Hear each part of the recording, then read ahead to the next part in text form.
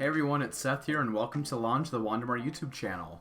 I'm a 22-year-old college student who travels around the Midwest promoting local tourism and just encouraging people to go out and visit local businesses and restaurants and different things like that. And I decided to give this YouTube thing a go. And so I have about 70,000 Facebook followers, and they were encouraging me to kind of, get out there a little bit and start a YouTube channel. So I'm going to give it a go, and I want to share with you guys 10 things about Nebraska that make the Cornhusker State so unique. So without further ado, here's some stories about how a goose rose to international fame to a town that traded two of its teenagers solely for a title. Here's 10 things you know about the Cornhusker State. Enjoy. To kick off our list of Cornhusker tidbits, we'll take a look at an ancient law that still leaves many Nebraskans scratching their heads to this day.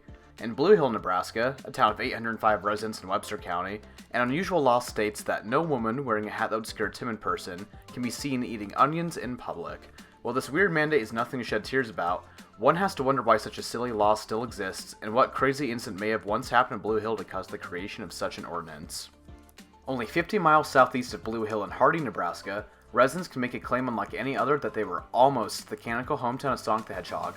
Yes, I'm talking about the same Sonic from the Sega video game series and franchise that recently made national headlines for the 2020 film with the same name. In an early draft of the Sonic Bible that sought to explain the backstory of the games, Sonic grew up in Hardy where he and his family grew up incredibly poor, eating only bugs and scraps from a local burger joint. Although this version of Sonic's upbringing was abandoned in later drafts of the Bible, residents still talk a blue streak about their unique claim to fame. For our third fact, we'll take a look at a famous gentleman by the name of Vernon Simeon Plemian Grant. Born in Coleridge, Nebraska in 1902, Grant is famous for his illustrations used in hundreds of advertisements for companies such as Hershey's, Gillette, General Electric, and Kellogg's. His most notable creation was the Rice Krispie cereal characters Snap, Crackle, and Pop. They've been used by the cereal company for advertising purposes since the early 1930s.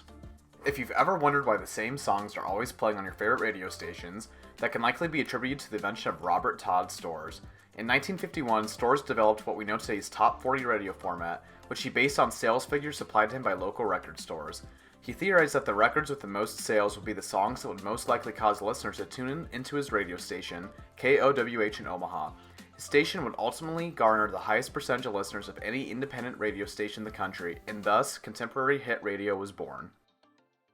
Arthur, Nebraska, an isolated town in western Nebraska over 34 miles away from the next closest incorporated community of Hyannis, holds the claim of having the world's smallest courthouse. The courthouse, essentially just a 26 by 28 foot wood shack, was built in 1914 for only $900 after Arthur County seceded from the neighboring McPherson County. A new courthouse was built for the community in 1961, and the old building now serves as the Arthur County Museum. A top 10 things about Nebraska list wouldn't be complete without the jarring tale of a celebrity goose.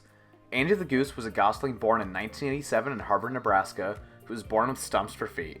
A nearby inventor in Hastings, Gene Fleming, decided that he wanted to help Andy, so he designed shoes for him and taught him how to walk. It wasn't long until Andy became local and then national celebrity after appearing in a 1989 People magazine article. That same year, he also appeared as a guest on The Tonight Show. Such fame comes with a cost, however, and in 1991, Andy was kidnapped and murdered by an unknown perpetrator. His body was discovered in a local park with his shoes still on. The community rallied together to raise $10,000 in reward money to apprehend the killer, although the person was never found.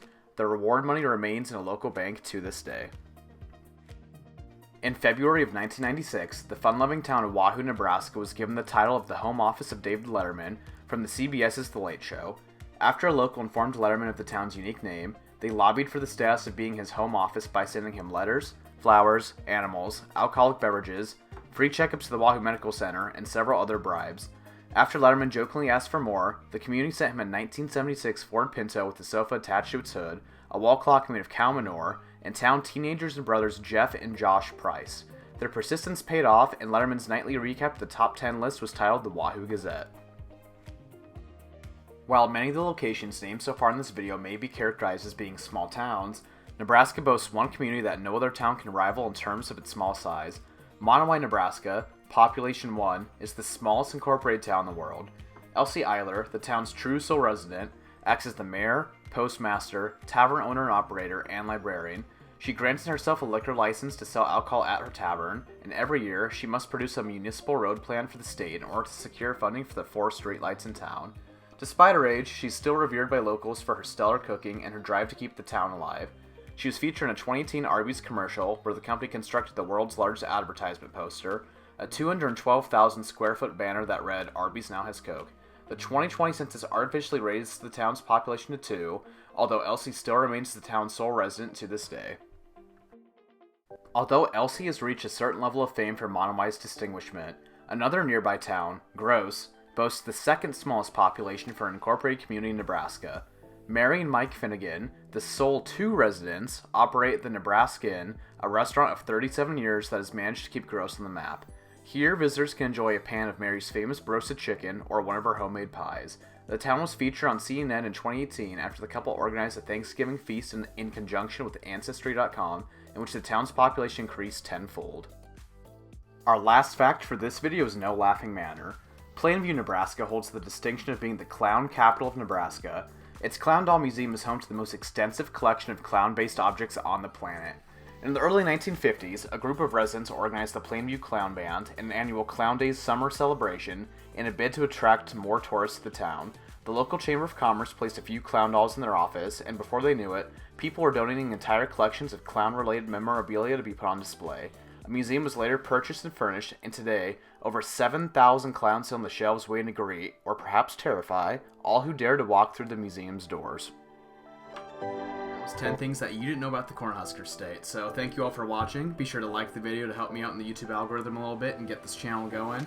And be sure to subscribe for more Midwest content. I might be doing travel vlogs soon, but I'm going to stick with these top 10 videos for a while, or 10 things you didn't know videos. And I think I'm going to do Iowa next, as you can see by my flag back here. I got some facts about Iowa I'd love to share with y'all. So other than that, I run a couple of Facebook pages on Facebook. It's called Wandermore's Visit 531 Nebraska, Visit 939 Iowa, and Visit 310 South Dakota. So if you're from those areas or traveling to those areas, I got all kinds of travel content on there that you can follow along with and learn about local restaurants and festivals and different things that might be going on. And for all you Nebraska people, I authored a Nebraska travel guide, which is available on my website. All the facts you heard in this video are in that travel guide, as well as pictures and restaurant recommendations and all kinds of really good travel stuff. So check that out if you're interested. And yeah, other than that, I'm going to make that Iowa video in the next few days, and I hope you all enjoy. Just let me know if you have any feedback in the comments below, and thanks again for watching.